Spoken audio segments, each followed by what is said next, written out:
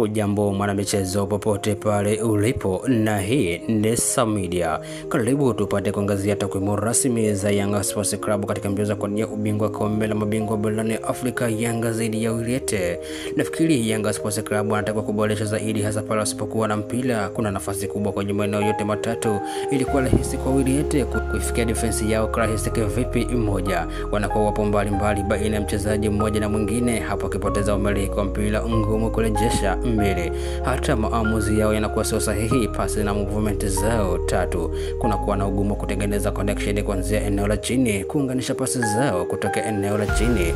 Wakiwa na mpira, wachezaji wa mbele wanaingia ndani kwenye half space wakiwa kwenye mstari mmoja na namba 10 Pacome, Max na Abuya. Wakati huo fullbacks wanakuwa kama wingers. Baada ya hapo, Yanga wanakosa usahihi wa maamuzi yao ya mwisho. Wao crosses zao hazikuwa nzuri, maamuzi yao ndani ya boxi hayakuwa sahihi, zeni ufanisi ulikuwa mdogo mbele yao ya goli.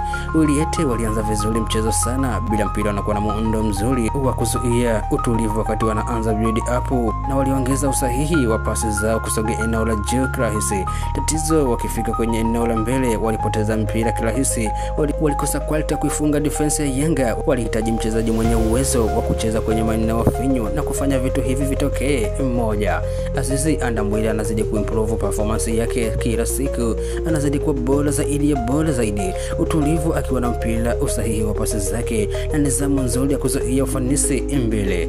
Edmund John kacheza game nzuri sana, maua yake yapewe 3. Chikola, zile crosses zake, kasi plus nguvu kwenye mpira, kacheza game nzuri kweli. 4. Pacome anafanya vitu vitoke kwa urahisi, anazidi kubadilika siku hadi siku, sio kwenye ligi kuu, sio kwenye klabu bingwa, pote yuko vile moto nazidi kuwaka 5. Wydad walikosa quality tu, walikuwa na game nzuri kabisa hasa kipindi cha kwanza. 6. Boka anataka kuboresha pasi zake za mwisho, maana kuna mapungufu yanazidi kuonekana. Full time Yanga magoli 2, Wydad 0. Jumla Yanga nje ndani wameshinda jumla mabao 5. Unaiona wapi Yanga kwenye michuano kwa ubingwa kombe la mabingwa barani Afrika? Tutumie maoni yako hapo, tutudondoshe comment yako, na sasa tukifanya tutapitia maoni yako na tutakujibu.